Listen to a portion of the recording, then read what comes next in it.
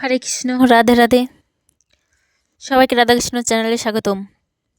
আশা করি সবাই ভালো আছেন। শ্রীমদ্ ভগবদ্ গীতার ৪র্থ অধ্যায় জ্ঞান যোগ ৬ নং শ্লোকে ভগবান শ্রীকৃষ্ণের তার আবির্ভাবের বৈশিষ্ট্য বর্ণনা করেছেন।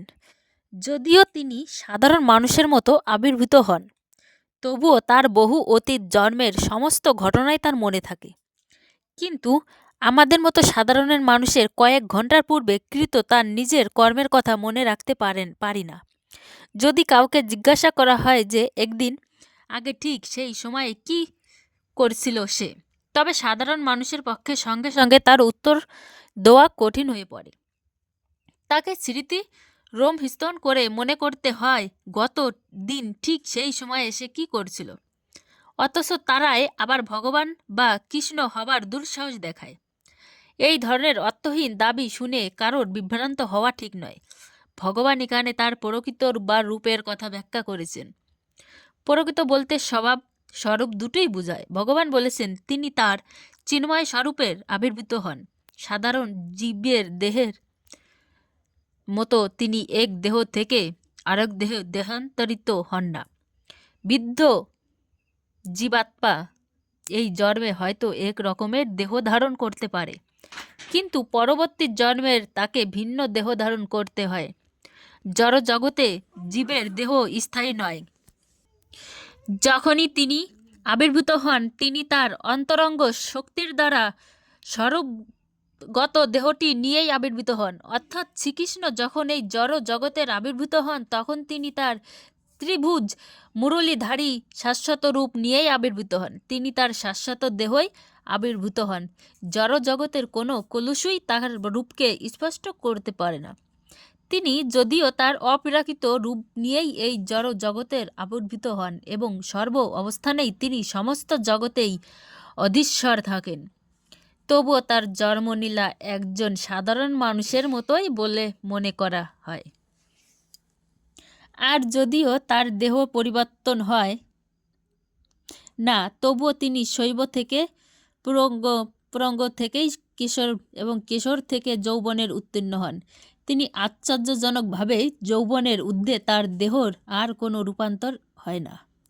কুরুক্ষেত্রের যুদ্ধের সময় তার অনেক পোষ্য ছিল, অর্থাৎ জাগতিক হিসাবে তার তখন অনেকেই বয়স হয়েছিল, কিন্তু তাকে দেখে মনে হতো যেন তিনি ২০-২৫ বছরের একজন যুবক। যদিও শ্রীকৃষ্ণর অতীত, বর্তমান ও ভবিষ্যতের সর্বকালীন আদিপুরুষ, সমগ্র সৃষ্টির সর্বপ্রাচীন পুরুষ, কিন্তু তিনি আমাদের মতো বৃদ্ধাবস্থা প্রাপ্ত হন না বলেই কোনো ছবিতে শ্রীকৃষ্ণকে বার্ধক্যগ্রস্ত অবস্থা দেখা যায় না। কখনো তার দেহ অথবা বুদ্ধির কোনো রকম ক্ষয় বা বিকার হয় না। তাই এটি অত্যন্ত স্পষ্ট যে এই জড় জগতের অবতীর্ণ হলেও তিনি চিরকালই অজ, নিত্য, শাশ্বত, পুরাতন, আদিপুরুষ ও সদ্দিদানমন্দময়। বাস্তব বিপক্ষে তার আবির্ভাব ও অন্তর্ধান আমাদের সম্মুখে ঠিক সূর্যের আবির্ভূত হয়ে বিচরণ করতে করতে দৃষ্টির আড়ালে চলে যাওয়ার মতো। আকাশে সূর্যকে দেখে যেমন আমরা মনে করি সূর্য এখন আকাশে রয়েছে, তারপর আমাদের বৃষ্টির আড়ালে চলে গেলে আমরা মনে করি সূর্য এখন অস্ত গেছে। প্রকৃতপক্ষে সূর্য তার নির্দিষ্ট কক্ষ পথেই রয়েছে, কিন্তু আমাদের কুটিপূর্ণ ও সমতির ইন্দ্রিয়ের দ্বারা আমরা আকাশে সূর্য উদয় এবং অস্ত পর্যবেক্ষণ করি। যেহেতু ভগবান শ্রীকৃষ্ণের আবির্ভাব অন্তর্ধান সাধারণ জীবের মতো নয়, তাই তা প্রমাণ করে যে তার অন্তরঙ্গ শক্তির প্রভাবে ভগবান সৎ, চিৎ ও আনন্দময় এবং জড় প্রকৃতির দ্বারা তিনি কখনোই কুলসিত হন না। বেদেও প্রতিপূর্ণ হয়েছে যে পরমেশ্বর ভগবান অজ, কিন্তু তবুও মনে হয় তার বহুধা প্রকাশ রূপে তিনি জন্মগ্রহণ করেছেন। সমস্ত বৈদিক অনুশাস্ত্রদিতেও প্রতিপাদক করা হয়েছে ভগবান জীবের মতো জন্মগ্রহণ করেন বলে মনে হলেও তিনি তার অপরিবর্তনীয় দেহ নিয়ে অবতরণ করেন। শ্রীমদ্ ভগবদ্ গীতাতে বলা হয়েছে তিনি চতুর্ভুজ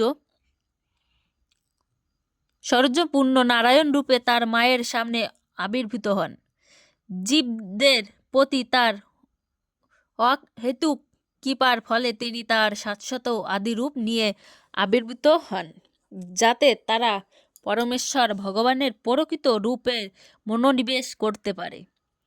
মনোধর্মপ্রসূত কাল্পনিক নির্বিশেষ রূপে পতি নয়, যা নির্বিশেষবাদীরা ভ্রান্তিবশত মনে করে থাকে। মায়া অথবা আত্মা মায়া শব্দটির মাধ্যমে বিশ্বকোষ অভিধান অনুসারে ভগবানের অহেতুকী কৃপাকেই বোঝানো হয়েছে।